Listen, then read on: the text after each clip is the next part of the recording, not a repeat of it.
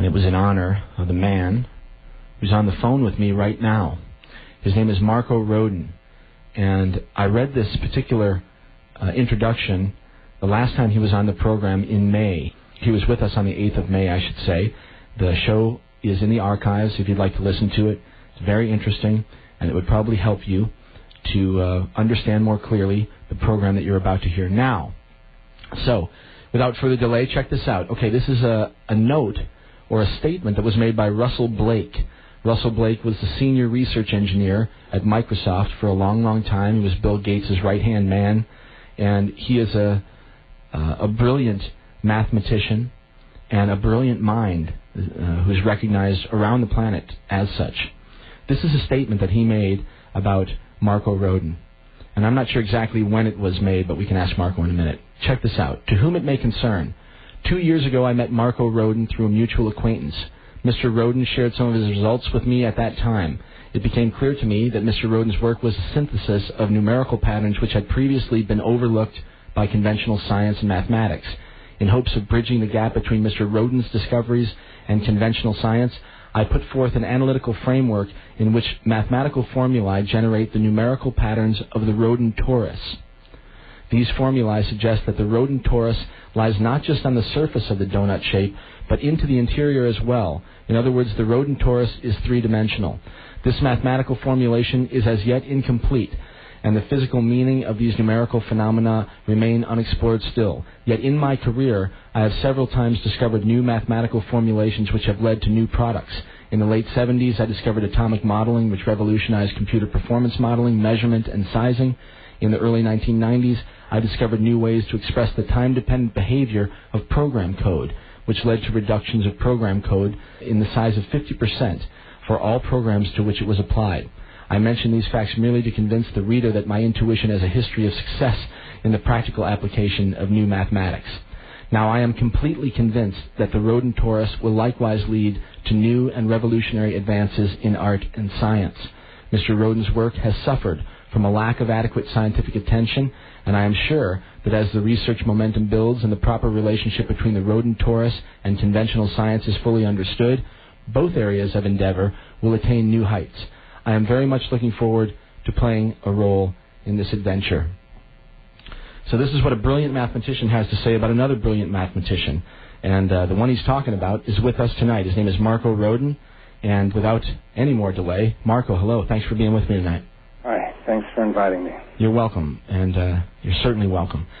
So I had to start the program off the same way I started off last time because for people who aren't familiar with you and who aren't familiar with your work, certainly the words of a man like Russell Blake, if anybody wants to do their homework and check out who he is, the words of a gentleman like him carry quite a bit of weight. So that's why I started the program with it. And it's as amazing the second time I read it as it was the first, Marko. Okay. That letter is on my website on www.rodin, which is spelled R-O-D-I-N, aerodynamics, spelled AERODYNAMICS.org. And it says, where is it? It says it's about at the front of the page. It says the Rodin Solution Project 2006 PDF. Right.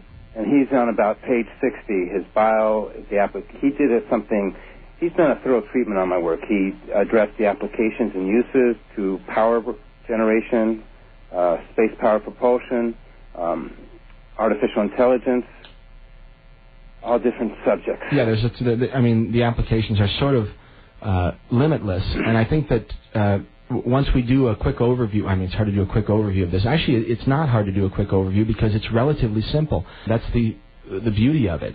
But I want to add, if I may, please, that there's 3 documents. He also did what he refers to as the mathematical formulation of the Rodin torus.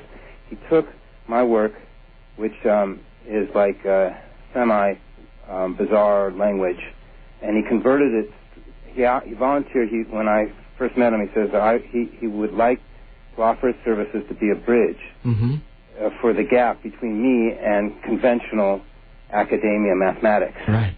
So my work has been completely translated, and that's like a 50-page document of its own, a mathematical And in that document, he says that it's the most mathematical coherence and regularity. And a lot of people are turned left cold when you say the word math. Mm-hmm. But essentially, what he says is that I'm able to take any point in space and intersect it from any axis, 6 different axes or more. Essentially, I found by saying that I have the most mathematical coherence, what it comes down to in simple terms is that I have been able to prove that there is such a thing as perfection in our reality, mm-hmm. that there is a divine standard, a touchstone that everything begins from and returns to an origin. That is, essentially I was able to observe and look at the creative impulse behind creation. Literally, I believe that I have demonstrated using a reproducible language that there is a God or an all-coherent intelligence that even was the hand behind mathematics. Yes, because it turns out that mathematics is the language that you use to interpret this, right? Right. They say mathematics is the language of God, and I say conventional mathematics isn't speaking God's language. And what I did was I found the missing link between mathematics and physics. I found that I was able to prove that nature is expressing herself with numbers, that numbers are indeed real. So what I did was I found that numbers were like a simple toy game. They were like a jigsaw puzzle. I took all the known functions, all the branches of math, I was able to piece it into a single picture. And the shape that it made was called a donut. In science, the term for a donut is called a torus, T-O-R-U-S, or toroid, T-O-R-O-I-D. They both mean the same thing, which is donut. And everything's based on the donut. The human body, your body, my body, all of our bodies is called the human torso, so T-O-R-S-O. Mm-hmm. And everything, what everyone's looking for, the philosopher's stone, the divine elixir to life, is called, in science, called the gut, G-U-T, which acronym stands for the Grand Unified Field Theory, where you can take every branch of science, biology, mathematics, chemistry, physics, and combine them all together, the common, invisible, missing thread. And that's what I have found. Very interesting. I love the reference to gut. I hadn't thought about that. We all talk about our gut instincts, and in fact, there's science behind that now, too, because of neurology in the stomach and all kinds of things. But anyway, the Grand Unified Theory, G-U-T. All right. The problem is that if you go to any professor at a university, say like the chair of physics or aerospace or something, if you say to them, I've made a discovery in the Grand Unified Field Theory, they say, well, I'm sorry, I'm so busy, I can't hear it. Not because they're not interested, but because they're inundated weekly with dozens of people claiming to have known the solution, to have found it. So it isn't because of the fact that there's a disinterest in the topic. It's just because of the fact that the highway is littered with people who think they have found the solution. So it's up to each person who makes his own discovery to present it, publish it, share it, and let it stand on its own merit. Okay. Now, it's interesting that you mentioned that, because I've talked about this actually a lot on the program lately, and it has to do with language and the clarification and clarity of a message. And I'm always reminded of this quote from William Blake, who said that if the truth... From Russell Blake? From William Blake, actually, the writer. Okay. And he said that when the truth can be told in such a fashion as that it can be understood, it will be believed.